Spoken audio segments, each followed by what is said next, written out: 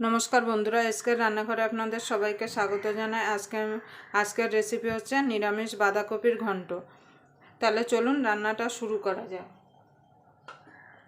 एखाने आमि 600 ग्राम बाँधाकपि एइभाবে छोटो छोटो करे केटे परिष्कार करे धुए निয়েছি। एबार आमि एकटा ग्यास धरिए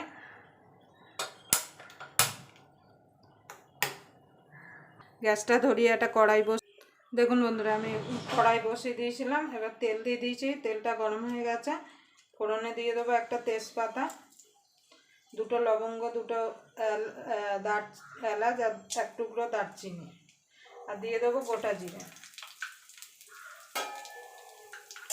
फोड़नटा एकटु भाजा भाजा करे नेब।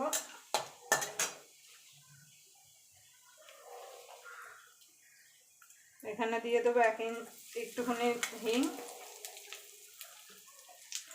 हिंगटा आपनारा चाइले दितेও पारेन नाও पारेन।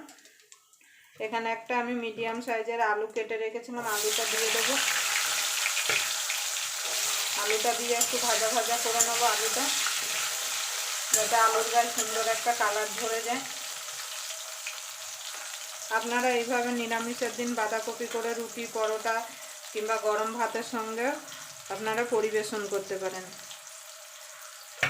এইভাবে নিরামিষের বাঁধাকপির তরকারিটা খেতে কিন্তু দারুণ লাগে। যদি আমার এই নিরামিষ বাঁধাকপির রেসিপিটা আপনাদের ভালো লেগে থাকে তাহলে অবশ্যই একটা লাইক করবেন। আর যারা আমার চ্যানেলটা এখনও সাবস্ক্রাইবার করেননি প্লিজ সাবস্ক্রাইবার করে পাশে থাকার অনুরোধ রইল। আর পাশের বেল আইকনটি অবশ্যই বাজিয়ে দেবেন আমি যখন নিত্য নতুন রেসিপি আপলোড করব সবার আগে পাওয়ার জন্য। তাই চলুন আলুটা আমি লাল লাল করে ভেজে নিই। এখানে আমি 1 ইঞ্চি মতো আদা বেটে রেখেছিলাম, আদাটা দিয়ে দেবো। দিয়ে আদাটা একটু ভাজা ভাজা করে নেবো যতক্ষণ আদা থেকে কাঁচা গন্ধটা চলে না যাওয়া পর্যন্ত। আপনারা চাইলে এখানে আদা গ্রেট করেও দিতে পারেন। আর এই টাইমে গ্যাসটা একদম লোতে রাখবেন, না হলে আদাটা পুড়ে যাবে।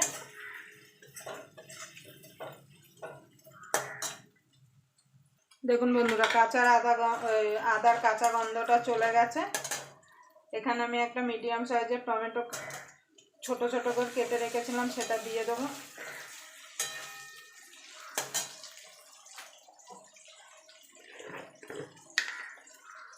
সামান্য একটুখানি লবণ দিয়ে দেবো যাতে টমেটোটা তাড়াতাড়ি গলে যায়।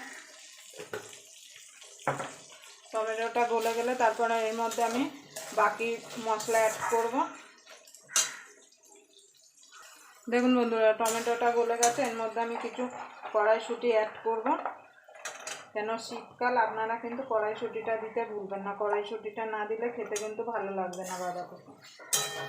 শীতকালে এখন বাজারে প্রচুর কড়াইশুঁটি পাওয়া যাচ্ছে। প্রচুর কড়াইশুঁটি কেন নানা রকম সবজিও পাওয়া যাচ্ছে।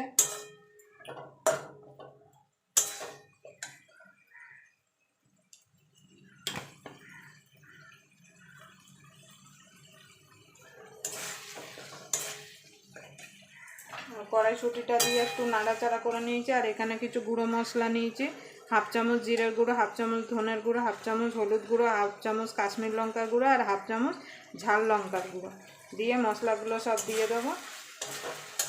দিয়ে মশলাগুলো আলু টমেটো সঙ্গে ভালো করে কষিয়ে নেব যাতে মশলার কাঁচা গন্ধটা চলে যায়। দেখুন বন্ধুরা মশলার কাঁচা গন্ধ চলে গেছে, আমার মশলাটা কষানো হয়ে গেছে। দেখুন মশলা থেকে তেলও ছেড়ে দিয়েছে। এবার এখানে যে আমি বাঁধাকপিটা কেটে রেখেছিলাম সেই বাঁধাকপিটা এবার দিয়ে দেবো। অল্প করে দিয়ে একটু নাড়িয়ে নেব। তারপর বাকি বাঁধাকপিটা দিয়ে দেবো।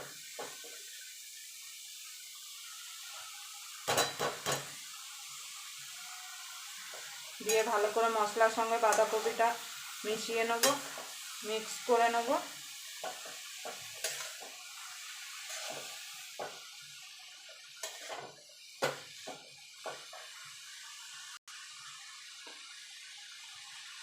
লবণ দিয়ে দেবো স্বাদ মতো। আমি তখন টমেটো দিয়ে একটু লবণ দিয়েছিলাম, আপনারা বুঝে লবণটা দেবেন।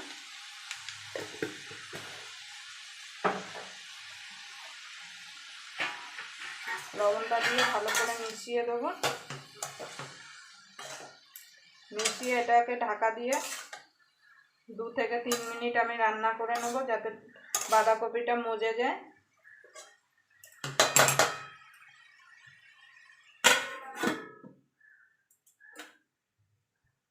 দেখুন বন্ধুরা, আমার বাঁধাকপিটা হয়ে এসছে।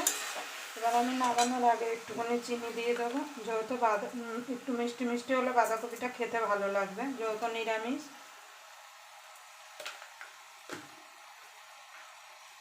এখানে 2টো কাঁচা লঙ্কা চিড়ে রেখেছিলাম, দিয়ে দেবো।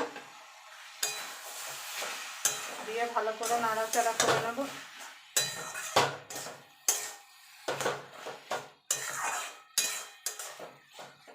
এবার এখানে আমি সানরাইজ গরম মশলা দিয়ে দেবো। আপনাদের যদি হোমমেড গরম মশলা থাকে তাহলে সেটা আপনারা ইউজ করতে পারেন। আমারটা শেষ হয়ে গেছে বলে আমি সানরাইজ গরম মশলা দিচ্ছি। এখানে আপনারা ঘি দিতে পারেন, কিন্তু আমি ঘিটা দেবো না।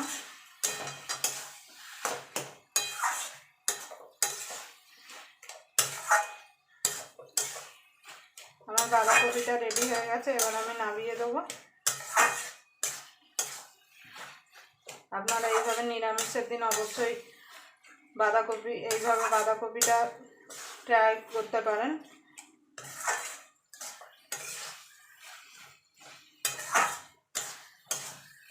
আবার আপনাদের সঙ্গে অন্য কোনো রেসিপি নিয়ে দেখা হবে। ততক্ষণ পর্যন্ত আপনারা সুস্থ থাকবেন, ভালো থাকবেন। নমস্কার। আমি বাটিতে নামিয়ে দেবো।